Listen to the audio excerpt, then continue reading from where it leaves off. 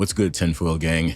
This week's episode of The Institute is called Run, because this entire episode is all about Luke escaping the Institute. This is what we've all been waiting for, to see what would happen if he finally got out of this place alive. In the last episode, we found out that Tim was on his way to the Red Steps, so we have every reason to believe that he's going to run into Luke out there. Of course, we're going to find out how Sigsby and company deal with the news when they find out that something's awry. Also, before we begin, I want to give a quick shout out to the channel patrons. These fine individuals make all of this possible, and I will never be able to say thank you enough. And that's why I say it in every single video. Thank you very much for what you do. I appreciate you. We've got an episode to cover. What do you say we get started? It's time to dive. This episode begins exactly where it left off. We saw Luke make his way to the exit at the back half of the house. This is the little outside play area that seems to have been abandoned because I guess the kids back here don't really need a play area. Anyway, he has those shears that he was given by Maureen, so he uses those shears to dig up the sod and get just enough space under the gate to drag himself through. Although I gotta say, I'm not sure why he decided to throw the shears away instead of keeping them with him. I think something like that would be a good tool to keep on hand. But I guess they needed something for the others back at the Institute to find as some kind of clue that something was up. Now, after getting past the gate, Luke has to run through the forest and get down to the river because he's headed towards the Red Steps. This means he has to be nearby that gate near the bridge where the two guards are always waiting. He does manage to evade them by staying underneath the water. Meanwhile, Maureen is still trying to pretend like everything is normal. Now remember, she did give Luke a USB stick that apparently has all the information necessary to bring down the Institute, the entire operation. The only problem is she claims that there's a reporter on the outside that would take this information and put it to good use. Unfortunately, as you might have imagined, that reporter is Kate the Great. We already know where this one's going. While this is happening, Tim is on his way to the Red Steps. Sigsby has discovered the sabotage, and she's already assumed that it's one of the students that did this. Now, Stackhouse, on the other hand, is surprisingly relaxed about all of this. He doesn't really see a problem yet. And again, they don't know that Luke is gone because he left his chip behind in his bed, so they think he's just sleeping in his room right now. So according to Jerry Stackhouse, everything's cool and that she's kind of overreacting. The crazy thing is how Sigsby's answer to everything is just kill him. Like, it doesn't matter who it is, it doesn't matter what the situation is. If there's a problem, just eliminate the person. And I think that comes from the company culture, because she does explain that upper management has no problem wiping out any of them or the entire facility if necessary. At this point, Tim is right outside the Institute. He's made it to the Red Steps, but he's not done looking around yet. At one point during Tim's investigation, Wendy gives him a call. She is a little bit worried about him because she's still afraid of what Ashworth will do when he finds out that he's been digging into this thing. But I think she's also a little afraid of what the Institute is and what they're capable of. Now, over to Maureen. So while she's going through the checkpoint, trying to leave for the day, the phone rings and the security guard gets a call. It's Jerry Stackhouse. This is the worst possible news she could get because Jerry Stackhouse is calling her back into work. At this point, it's pretty obvious to her that they're gonna figure out what's going on soon enough. But Maureen does her best to try to play it cool. It's like I always say, never let them see you sweat. At this point, it's early morning. Luke is still out here struggling in the woods trying to find his way to the Red Steps. This whole time, I'm anticipating the meetup between him and Tim and how that's gonna play out. Now back inside the Institute, Sigsby and Stackhouse are having a conversation. She walks in with a pair of shears that apparently the guards found. So now she knows that something's going on. Again, Stackhouse not really worried about it, but she stresses the importance of solving this issue because if the managers find out, they're all screwed. The conversation leads into this discussion about how she thinks that he's jealous of her. And then we find out that Jerry Stackhouse was once her superior. And she feels that that's maybe why he's so resistant to her. But I don't think that's the case. I think Jerry just doesn't like her, which really isn't saying much because I'm guessing this guy doesn't have a lot of friends. Julia Sigsby decides to go down that road. She decides to call him sloppy, which he takes offense to.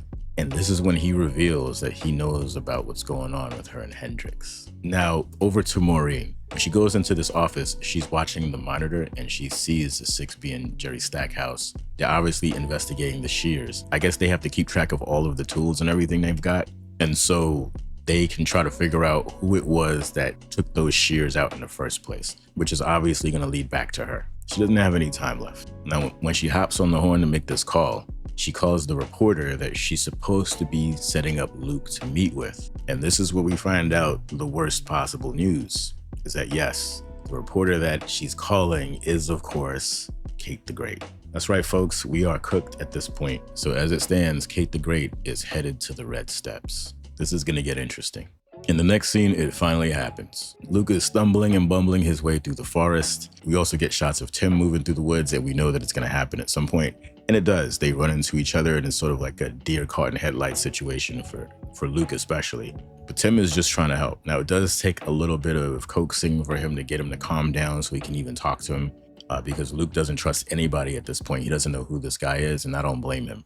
Again, it would have been nice to keep those shears in a situation like this, but anyway. Luke eventually calms down and begins to somewhat trust Tim. And in this case, I think his ability to read people's mind, or as he puts it, read their feelings, was instrumental in getting him to calm down. He starts realizing that this guy doesn't mean him any harm, and he allows him to help. The thing for Luke is that he doesn't think that Tim would believe his story. He just wants to get to the Red Steps so he can meet up with Maureen and figure it out from there.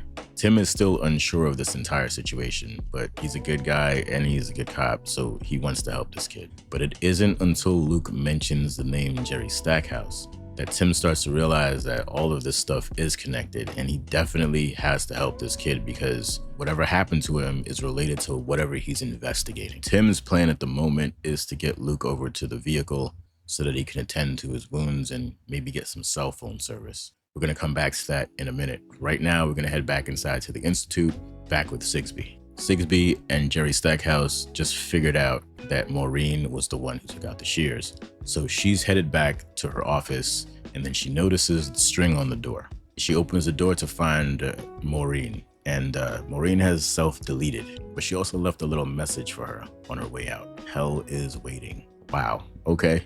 Unfortunately for Maureen, this was going to happen one way or the other. If she didn't do this, they were going to do it to her anyway. Kate informs Jerry Stackhouse that Maureen mentions that one of the children escaped. So this sets off Sigsby. She wants a physical head count of every kid there because she thinks that somebody's missing, despite the fact that Jerry Stackhouse says that everything's chill. Well, they do their search, and then they eventually discover that Luke is actually gone. Now, while this search is going on, Tim and Luke are headed towards the vehicle. Luke starts to explain in a haphazard sort of way that he can read minds. And Tim doesn't exactly buy it. So anyway, they get back to the vehicle, they get back to the Jeep, and Tim wants to take care of his ear. Tim finally gets a signal on his cell phone. So Tim jumps on the internet and he's able to look up Luke, and he finds out about what happened to Luke's parents. I think this helps Tim understand the gravity of the situation, that the Institute is nothing to play with. After everything starts to sink in, Tim is just kind of overwhelmed with emotion, and he decides to give Luke a hug out of nowhere because he realizes how hard this kid's life has been recently. And hopefully this leads to a lot more trust between these two. The crazy thing is that right after this happens, Tim tries to call Chief Ashworth. By the way, I've been calling this guy Ainsworth the entire time for some reason. The first time I heard him say his name, I thought he said Ainsworth, but anyway, it's Ashworth. But anyway, he calls Ashworth to let him know what's going on. The phone call drops immediately. Luke is like, hey, that's Jerry Stackhouse's work. This is what he does. Somehow they're able to block the signal. Luke deduces that if that's the case, if they have cut off communications, it must mean that they know he's missing. And Luke's first thought is to head back and try to save Maureen because he doesn't know that she's gone. They decide that their next move is to head over to the Red Steps to see if Maureen shows up. But little do they know, Kate the Great is on her way. So back inside the Institute, Sigsby, Jerry Stackhouse, and Tony, as well as another guard, are helping to dispose of Maureen's body. The main thing that Sigsby and company are worried about is if upper management finds out. I'm assuming it's the mysterious boss man that they're afraid of. Sigsby reminds Jerry Stackhouse that if this gets out, they're all going up in the smokestack. And she mentions that a kid hasn't escaped them in decades. So they run a pretty tight ship apparently, until now. This leads to a sort of tenuous pact between the two, where they decide that they're going to try to get the kid back, and if they do it fast enough, that maybe they don't have to report anything and everything's cool. Stackhouse thinks it would be a good idea to send in a team to back up Kate. But the interesting thing here is that Sigsby decides that she wants to be part of this team. But one of the things that's implied in the conversation is that she used to be on these snatch teams. So she's very familiar with the work, and it might explain why she has such a heartless disposition when it comes to the kids. She's been doing this for a long time. One of the things to note, though, is at the end of the conversation, Sigsby implies that if they were to get caught, she implies that Jerry Stackhouse would get the worst punishment. He has an interesting conversation with Hendricks later on, and I think it's because of this statement that she makes to him at the end of the scene. All right, so here we are. It's time for Tim and Luke to run into Kate at the red steps. Now she's waiting and she's expecting for Luke to show up, but instead she sees Tim, and of course, they're both looking at each other like, wait, what are you doing here? It almost reminds me of that Spider-Man meme where they're like pointing at yeah, you know. Anyway, so there's a moment where they're trying to feel each other out. Tim doesn't trust her or the situation at all. So yeah, all she wants to know is, where is Luke? Because she wants to bring him in. She does get Luke to come out. As they're talking, Luke starts to sense that something's off, that she's hiding something, which immediately makes him and Tim a little bit nervous.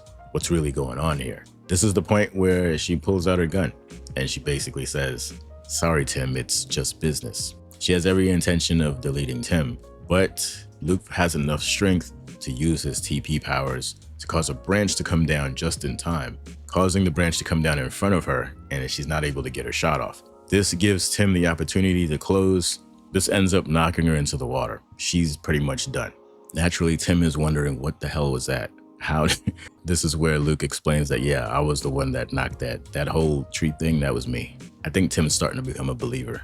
So right now it looks like Luke is home free, at least for the time being, because in the next shot we see the two of them heading back to town in the Jeep. Luke wants to go to a bigger city because he feels it would be easier to hide and also find help. He does believe that this small town is probably full of people that work for the Institute, or at least inform them, and he's not wrong. Let's go over to Jerry Stackhouse. He's heading over to talk to Hendricks. Hendricks is shook by everything that has been happening. Jerry basically confronts him with the news. He tells him that he thinks that Sigsby is going to throw them both under the bus if possible and save her own skin. And that if they're smart, the best thing for them to do would be to make sure that if any heads roll, to limit that to Sigsby's head, if possible. Now, this conversation is extremely important, I think, because during this conversation, Hendricks talks about, or at least hints towards, what the Institute is actually trying to do. And based on the way it sounds, it appears that what the Institute is doing, somehow they're able to see the future. They know that there are certain events that are going to lead to something bad happening. Perhaps maybe it is the apocalypse or something like that. Some great calamity that they're trying to avoid. And what they're doing is they're basically picking certain events that might lead or trigger that apocalypse or that terrible event. And they're changing the path of history in order to avoid the terrible ending. At least that's how it seems so far. So in their minds, they're doing a good thing. At least that's how they see it. And they see the children that they use up and exploit and dispose of as just the eggs necessary to make the omelet. Still, it's flawed thinking. It's what they've decided to do. Jerry Stackhouse believes that Sigsby is out there trying to be a superhero, because if they end up having to report this in, she'll at least look like the good guy, or at least Stackhouse will be the one who ends up taking the most of the punishment, if any at all. But back over to the scene with Ashworth, Tim, and Luke, and also the Stanton Hotel manager. One of the things that I should mention about this scene that I think is important is that Ashworth hasn't seen what's on the stick yet. In fact, we don't even know what's on the stick yet. But we have to assume once this stuff gets out, once the public finds out, they're pretty much done. So the question here is, what's going to happen to Ashworth now that he has this USB stick? Are they going to take him out too?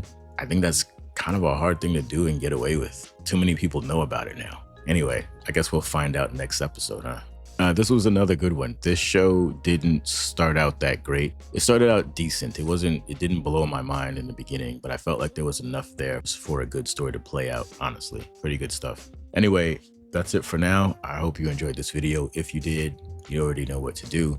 And as always, a big shout out to the channel patrons and of course the entire tinfoil gang. So yeah, be kind to yourself first. Take care of you and yours. And until next time, off you go.